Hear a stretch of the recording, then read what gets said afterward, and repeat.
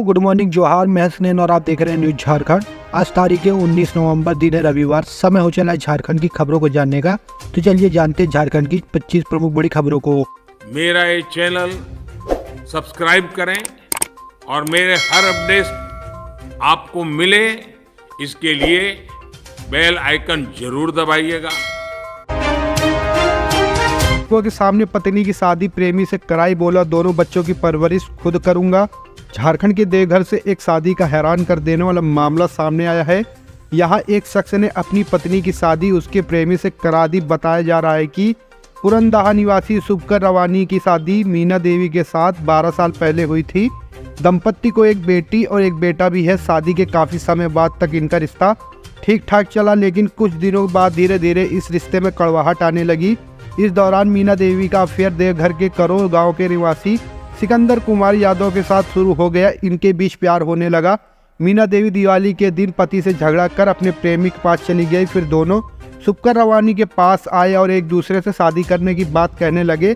इसके बाद high voltage drama हुआ। परिवार के साथ स्थानीय लोगों ने तय किया कि मीना और सिकंदर की शादी करा दी जाए। आपको बता दें, शुभकर रवानी ने खुद अपनी पत्नी की शादी उसके प्रेमी के साथ करा दी। लोगों के बीच सिंदूर डलवाकर यह विवाह संपन्न कराया गया। विवाह संपन्न होने के बाद कई कागजातों में दस्तखत भी करवाए गए, ताकि आने वाले समय में शुभकर रवानी को किसी तरह की परेशानी न झेलनी पड़े। 100 साल में पहली बार बरमसिया छठ तालाब में छठ पूजा नहीं होगी। दरअसल यहाँ नगर निगम सौंदर्यीकरण का काम करा रहा है। इसे देखते हुए बरमसिया छठ पूजा समिति ने यहाँ पूजा का आयोजन नहीं करने का निर्णय लिया है। इसे लेकर पूजा समिति ने सार्वजनिक सूचना वाला बैनर भी लगा दिया है। नगर निगम 1.5 करोड़ की लागत से बरमसिया छठ तालाब का सौंदर्यीकरण करा रहा है। तालाब में कई जगहों पर 10 से 15 फीट के गड्ढे हो गए हैं। पूजा समिति ने तालाब के सामने बैनर लगाकर पूजा का आयोजन नहीं करने की अपील की है। समिति ने लिखा है कि यहाँ कार्य प्रगति पर है और बड़े बड़े गड्ढे बन गए हैं। छठ व्रतियों के लिए यह खतरनाक हो सकता है। पूजा समिति के सचिव कल्लू चौधरी ने बताया है कि तालाब में काम होने की वजह से यहाँ पूजा का आयोजन नहीं किया जा रहा है। इससे संबंधित एक बैनर भी तालाब जाने वाले रास्ते में लगा दिया गया है। बरमसिया छठ तालाब के आसपास रहने वाले कुछ लोग आधे अधूरे तालाब में ही पूजा करने की तैयारी कर रहे हैं। आसपास तालाब नहीं होने की वजह से कुछ लोग यही पूजा करेंगे। हालांकि पूजा कमेटी ने खतरनाक घाट का हवाला देकर पूजा नहीं करने की अपील की है। दुमका में कृषि मंत्री बादल पत्रलेखा ने किसानों के बीच 1 करोड़ 35 लाख की परिसंपत्ति बांटी। कही ये बात। कृषि मंत्री ने कहा कि किसानों के हित में कृषि से संबंधित विभिन्न योजनाओं का लाभ दिया जा रहा है। कहा कि बाग और जंगल को जो संबंध है वही नेता और जनता को होना चाहिए। किसानों की आय बढ़ाने के लिए सरकार लगातार प्रयासरत है। उन्होंने कहा कि वर्तमान में परंपरागत खेती के साथ आधुनिक तकनीकों का उपयोग अवश्य करें, इससे लागत कम आएगी और आय बढ़ेगी। उन्होंने कृषि विभाग से संबंधित विभिन्न योजनाओं की जानकारी दी और योजनाओं का लाभ लेने की बात कही। उन्होंने कहा कि वर्तमान में बेहतर कृषि उपज एवं आय के लिए आधुनिक तकनीकों का उपयोग अवश्य करे। सरकार किसानों की सुविधाओं के लिए विभिन्न योजनाओं के साथ लगातार बेहतर कदम उठा रही है। सरकार को किसानों की परेशानियों का एहसास है और सरकार समस्याओं को दूर करने के लिए काम कर रही है। उन्होंने कहा कि झारखंड सरकार गरीबों के लिए बनी है। राज्य सरकार जो भी योजनाएं लाती है, आप सभी उसका भरपूर लाभ उठाएं। मुखिया कहती है सिर्फ तुमसे थोड़ी ले रहे, मनरेगा में बड़ा गड़बड़ झाला। शिकायत के बाद एक्शन में अधिकारी। गिरिडीह प्रखंड की सिकदारडीह पंचायत निवासी एक महिला ने उपायुक्त को पत्र लिखकर मनरेगा योजना में गड़बड़ी की शिकायत की है। मामले में उपायुक्त नमन प्रियस लकड़ा ने प्रखंड विकास पदाधिकारी और प्रखंड कार्यक्रम पदाधिकारी को मामले में जांच के आदेश दिए हैं और 1 सप्ताह के अंदर संबंधित रिपोर्ट मांगी है। मामले में सिकदारडीह पंचायत निवासी आशा देवी ने कहा कि मनरेगा योजना के तहत उसे पशु शेड निर्माण की स्वीकृति मिली है। करीब 1.5 लाख रुपए की लागत से योजनाओं को पूरा किया जाना है। इसमें निर्माण सामग्री के मद में 1,12,000 रुपये खर्च करने का प्रावधान है, लेकिन मुखिया जमीला खातून एवं वेंडर द्वारा मात्र 30,000 रुपये ही दिए जा रहे हैं। काम को लेकर भी गलत डिमांड किया जा रहा है। इसमें योजना खटाई में पड़ गई है। महिला ने उपायुक्त से मामले की शिकायत करते हुए कहा कि विरोध करने पर मुखिया कहती है कि ऊपर तक हिस्सा देना होता है। उनका कहना है कि योजना में पैसा देने वाली अकेले तुम ही थोड़ी हो, तुम्हारे जैसे 117 लोग पैसे दे रहे हैं। मुखिया का कहना है कि पैसा नहीं मिला तो काम नहीं होगा। वहीं अब इस संबंध में जब मुखिया से मिलने जाते हैं तो वो डांट कर भगा देती है। हर दिन मुखिया कल आने जैसे बात बोलती है। मनरेगा लाभुकों ने कहा है कि ऐसे तो सिर्फ अधिकारियों का ही विकास हो रहा है, धरातल पर स्थिति जस की तस है। सेक्सटॉर्शन के जरिए ठगी करने वाले 4 साइबर अपराधी गिरफ्तार। अश्लील वीडियो भेजकर लोगों को करते थे ब्लैकमेल। सेक्सटॉर्शन के जरिए लोगों को जाल में फंसाकर ठगी करने वाले साइबर अपराधियों को खिलाफ गिरडी पुलिस ने कार्रवाई की है। पुलिस ने गिरोह में शामिल 4 साइबर अपराधियों को गिरफ्तार कर लिया है। आम लोगों को अश्लील वीडियो भेजकर उनकी स्क्रीन रिकॉर्डिंग कर ठगी करने वाले साइबर ठग गिरोह के 4 अपराधी गिरडी पुलिस के हत्थे चढ़े हैं। एसपी दीपक कुमार शर्मा को मिली सूचना पर साइबर डीएसपी संदीप सुमन की टीम ने 4 साइबर अपराधियों को गिरफ्तार किया। गिरफ्तार सभी अपराधी बगोदर थाना क्षेत्र के अटकाडी ऊपर बागी के रहने वाले हैं। गिरफ्तार आरोपियों में 2 सगे भाई दीपू प्रसाद और पप्पू प्रसाद के अलावा 2 अन्य सगे भाई सतीश कुमार और अतीश कुमार शामिल है, जबकि 3 अपराधी पुलिस को चकमा देकर फरार हो गए। फरार आरोपियों में विक्रम मंडल, रितेश मंडल और अनुराग कुमार शामिल हैं। इसकी पुष्टि गिरडी एसपी दीपक कुमार शर्मा ने की है। गिरफ्तार साइबर अपराधियों के पास से 13 मोबाइल, 19 सिम कार्ड और 4 एटीएम कार्ड बरामद किए गए हैं। एसपी दीपक कुमार शर्मा ने बताया कि गुप्त सूचना मिली थी कि ऊपर बागी क्षेत्र में कुछ लोग बैठकर साइबर अपराध कर रहे हैं। इस सूचना पर साइबर डीएसपी संदीप सुमन के नेतृत्व में टीम गठित की गई। टीम में पुलिस निरीक्षक अजय कुमार, ज्ञान रंजन, अवर निरीक्षक गौरव रोशन, एएसआई संजय मुखियार के साथ 100 जवान शामिल थे। टीम ने छापेमारी कर मौके से 2 साइबर अपराधियों को गिरफ्तार कर लिया, जबकि गिरफ्तार आरोपियों की निशानदेही पर 2 अन्य साइबर अपराधियों को पकड़ने में पुलिस को सफलता मिली। वहीं गिरोह में शामिल 3 अन्य साइबर अपराधी फरार हैं। फरार अपराधियों की गिरफ्तारी के लिए पुलिस छापेमारी कर रही है। गिरिडीह में सड़क दुर्घटना, 6 लोगों की मौत। सीएम हेमंत सोरेन ने जताया दुख। झारखंड के मुख्यमंत्री हेमंत सोरेन ने गिरिडीह में सड़क दुर्घटना पर दुख जताया है। उन्होंने ट्वीट करके लिखा कि गिरिडीह में सड़क दुर्घटना में 6 लोगों की मृत्यु की दुखद खबर से मन आहत है। सीएम सोरेन ने लिखा कि परमात्मा दिव्यांगत आत्माओं को शांति प्रदान कर शोकाकुल परिजनों को दुख की यह घड़ी सहन करने की शक्ति दे। जिला प्रशासन द्वारा दुर्घटना में घायल व्यक्ति को चिकित्सा सुविधा उपलब्ध कराया गया है। उनके शीघ्र स्वास्थ्य लाभ की कामना करता हूं। ज्ञात हो कि झारखंड के गिरिडीह जिले के बागमारा में एक भीषण सड़क हादसे में 5 लोगों की दुखद मौत हो गई। मिली जानकारी के मुताबिक बागमारा में एक कार पेड़ से टकरा गई। आनन फानन में शेष घायलों को अस्पताल में भर्ती कराया गया, जिनका उपचार चल रहा है। गिरिडीह के मुफस्सिल थाना के इंचार्ज कमलेश पासवान का कहना है कि यह दुर्घटना का शिकार कार सवार शादी समारोह में शामिल होकर वापस लौट रहे थे। पुलिस के मुताबिक शनिवार तड़के एक शादी से घर लौटते वक्त उनकी कार सड़क किनारे एक पेड़ से टकरा गई, जिससे 5 लोगों की मौत हो गई और 2 बच्चे सहित 5 बाकी घायल हो गए। जान बचाने के लिए सड़क पर किडनी व कैंसर के मरीज। जीवन और मौत के बीच संघर्ष कर रहे किडनी व कैंसर रोग से पीड़ित रोगियों को अपनी जान बचाने के लिए आज सड़क पर उतरना पड़ा। एक तरफ मरीज में रक्त की कमी से रोगी ना तो ठीक से उठ बैठ पा रहे थे, तो दूसरी तरफ डायलिसिस सेंटर अब खुलेगा तब खुले की प्रतीक्षा में मरीज बार बार रोड पर ही बेहोश हो रहे थे। गिरिडीह सदर अस्पताल में संचालित डायलिसिस सेंटर में डायलिसिस कराने आए इन मरीजों का डायलिसिस नहीं होने पर आंदोलन के लिए सदर अस्पताल के समक्ष सड़क जाम कर दिया। इन मरीजों ने आंदोलन करने की तो ठान ली, पर वह खुद को इस तरह से खड़ा भी नहीं कर पा रहे थे कि कुछ देर सड़क को जाम कर सके। हालांकि इन मरीजों द्वारा सड़क जाम कर दिए जाने से वहां वाहनों की लंबी जाम लग गई। इसकी सूचना पाकर आनन फानन में सदर एसडीओ विशालदीप खालको और सीओ मोहम्मद सलीम के साथ नगर पुलिस घटना स्थल पर पहुंची और सिविल सर्जन को कड़ी फटकार लगाकर डायलिसिस सेंटर को खुलवाकर डायलिसिस चालू करवाया गया। एटीएस ने गोडा और हजारीबाग से गिरफ्तार आतंकियों को 4 दिन की रिमांड पर लिया। अब खुलेंगे राज।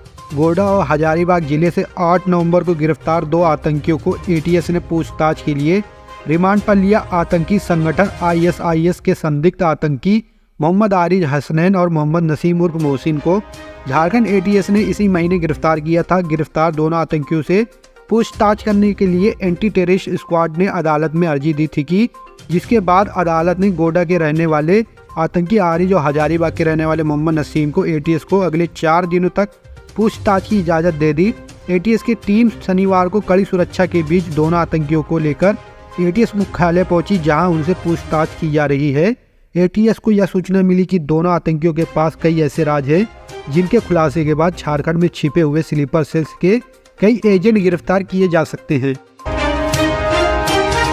19 से 26 नवंबर तक मनाया जाएगा अबुआ आवास दिवस, यानी किसे होगा फायदा।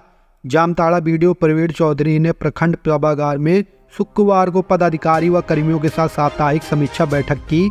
इस अवसर पर सभी पंचायतों में 19 से 26 नवंबर तक आवास सप्ताह दिवस मनाने व लंबित आवासों पूर्ण कराने का निर्देश दिया गया। आपकी योजना आपकी सरकार आपके द्वारा कार्यक्रम का प्रचार प्रसार करने को कहा गया। राशन कार्ड के सामाजिक अंकेक्षण में पाए गए त्रुटियों में समाधान करने को कहा गया।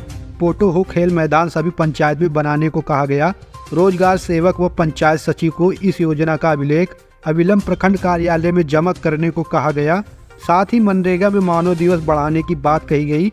ABPS के मामले में कहा गया कि जिन पंचायतों में 90% से कम पाया जाएगा तो रोजगार सेवकों से स्पष्टीकरण मांगा जाएगा। वर्ष 2020-21 से पूर्व की जितनी भी योजनाएं हैं उसे पूर्ण करते हुए अविलंब बंद करने को कहा गया।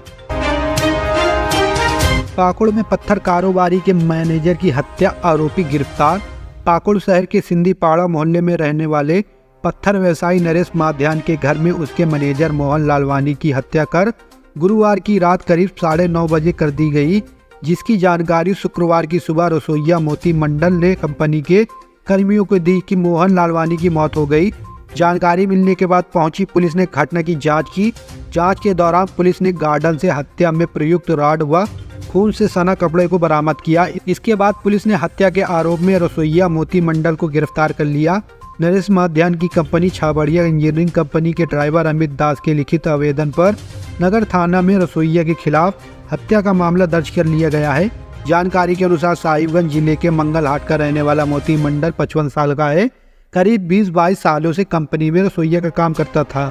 वहीं उत्तर प्रदेश के कानपुर जिला निवासी मोहन लालवानी 51 साल का है। कंपनी में बतौर मैनेजर 10-12 सालों से काम करता था। पुलिस के अनुसार रसोईया मैनेजर द्वारा लगातार गाली गलौज करने से चिढ़ा रहता था। गुरुवार की रात को जब घर में सिर्फ 2 ही लोग थे तब रसोईया ने मोहन को डाइनिंग टेबल में खाना परोसा। मोहन जैसे ही खाने लगे तब रसोईया ने पीछे से उसके माथे पर रॉड से 4-5 बार वार कर दिया।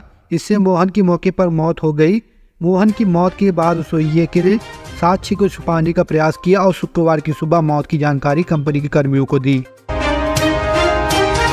पलामू में कांग्रेस ने अपनी ही सरकार के अधिकारियों के खिलाफ खोला मोर्चा। कहा गठबंधन की है सरकार, पलटों के खिलाफ आवाज उठाना जरूरी। पलामू में कांग्रेस पार्टी ने अधिकारियों के खिलाफ मोर्चा खोल दिया है। कांग्रेस नेता सह पूर्व मंत्री KN त्रिपाठी ने अधिकारियों पर टेंडर मैनेज करने सहित कई गंभीर आरोप लगाए हैं। झारखंड में महागठबंधन की सरकार है। इस सरकार में झारखंड मुक्ति मोर्चा, कांग्रेस और राष्ट्रीय जनता दल शामिल हैं, लेकिन महागठबंधन की सरकार में शामिल कांग्रेस ने अपनी ही सरकार के अधिकारियों के खिलाफ मोर्चा खोल दिया है। पलामू के इलाके में कांग्रेस लगातार अधिकारियों के खिलाफ आवाज उठा रही है और आंदोलन कर रही है। हाल ही में कांग्रेस ने एक मोर्चा निकाला था और अधिकारियों के खिलाफ बयानबाजी की थी। ताजा मामले में कांग्रेस नेता सह पूर्व मंत्री KN त्रिपाठी ने भी अधिकारियों के खिलाफ मोर्चा खोला है। उन्होंने अधिकारियों पर कई गंभीर आरोप लगाए हैं। उन्होंने अधिकारियों के खिलाफ CM और मुख्य सचिव से शिकायत करने की बात कही है। KN त्रिपाठी का कहना है कि पलामू के अधिकारी टेंडर मैनेज समेत कार्यों में संलिप्त हैं। अधिकारियों की कार्यशैली के कारण राज्य सरकार को 100 करोड़ से भी अधिक का राजस्व का नुकसान हुआ है। KN त्रिपाठी ने साफ तौर पर कहा था कि झारखंड में झारखंड मुक्ति मोर्चा कांग्रेस और राजद की सरकार है। गठबंधन में सिर्फ पार्टी में शामिल हो जाने से वो मन की बात दबा नहीं सकते, लूट को नहीं देख सकते। सरकार में पार्टी के शामिल हो जाने से सिर्फ वह चुप हो जाए, ऐसा नहीं हो सकता। दिल्ली मजियाइन पंचतत्व में विलीन, गाजे बाजे के साथ निकली अंतिम यात्रा। पंडित नेहरू के साथ था कनेक्शन। बुधनी मजियाइन का आज शनिवार को पंचायत में अंतिम संस्कार किया गया। गाजे बाजे के साथ उनकी अंतिम यात्रा निकाली। इसमें महिलाएं भी शामिल थी। DVC के अधिकारियों, कॉलोनी वासियों एवं ग्रामीणों ने शनिवार को इन्हें अंतिम विदाई दी। उनके शव को फूल माला से सजाकर DVC के संयुक्त प्रशासनिक भवन लाया गया, जहां DVC के अधिकारियों ने श्रद्धांजलि दी। इसके बाद गाजे बाजे के साथ अंतिम यात्रा निकाली गई, जहां लोगों ने नम आंखों से बुधनी मजियाइन को श्रद्धांजलि दी। इसके बाद अंतिम संस्कार के लिए दामोदर नदी तट पर लाया गया। उनका नाती बापी दत्त ने मुखाग्नि दी। अंतिम दर्शन के लिए विधायक अर्पणा सेन गुप्ता, झामुमो नेता अशोक मंडल पहुंचे और परिवार को सांत्वना दी। मौके पर DVC के deputy chief Somesh Kumar, CISF के अधिकारी एवं जवान मुखिया सचिन मंडल, मुखिया भैरव मंडल, श्रमिक यूनियन के सुबोध मंडल, निमिता महतो, रीता मंडल, शिखा देवी आदि मौजूद थे। हेमंत सोरेन पर बरसे केंद्रीय मंत्री अश्विनी चौबे, कहा केंद्र की दी गई राशि तक खर्च नहीं कर पाती सरकार। केंद्रीय मंत्री अश्विनी चौबे झारखंड दौरे पर गोंडा पहुंचे। यहां उन्होंने हेमंत सरकार पर निशाना साधते हुए कहा कि राज्य सरकार केंद्र की दी गई राशि तक खर्च नहीं कर पाती है, इसलिए यहां विकास नहीं हो रहा है। उन्होंने हेमंत सोरेन के विधानसभा क्षेत्र में सड़कों की खराब स्थिति पर भी चिंता जाहिर की।